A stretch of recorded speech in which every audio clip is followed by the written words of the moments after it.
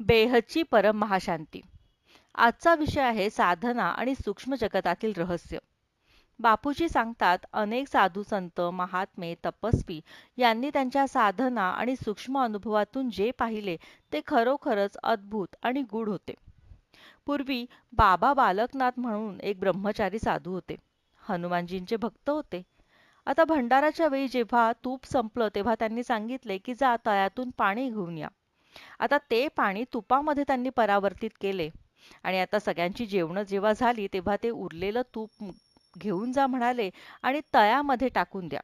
आता ते तळ पुन्हा पूर्ववत झाले. हे सर्व लोकांनी स्वतःच्या डोळ्यांनी पाहिलं. अशा अनेक अलौकिक घटनांमध्ये सूक्ष्म आत्मे साधकांना मदत करत असतात. जेव्हा साधक मंत्र जप, ध्यान, तप करतात, तेव्हा सूक्ष्म जगतातील आत्मे त्यांना सहाय्य करतात.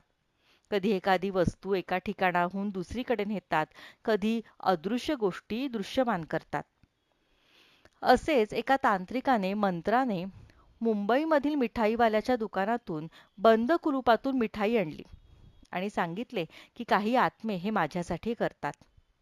त्या आत्म्यांशी साधकांचा संवाद असतो. कर्णपिशाचिनी साधनामध्ये तर आत्मा साधकाच्या कानामध्ये येऊन सांगतो. काही वेळा ते आत्मे साधकाच्या शरीरामध्ये प्रवेश करून त्यांच्याद्वारे बोलतात, जसे समोरच्याच्या व्यक्तीचे नाव ओळखणे किंवा इतर त्याच्याबद्दल माहिती सांगणे. हे असं बरंच काही सांगतात.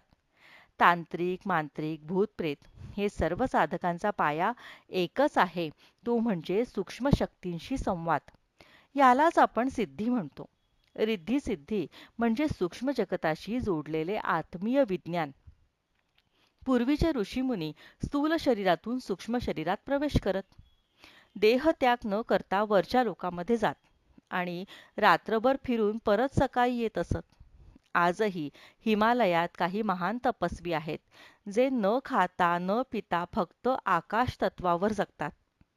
रात्री 2 ते 3 या वेळेमध्ये नकारात्मक आत्मे सर्वाधिक सक्रिय असतात.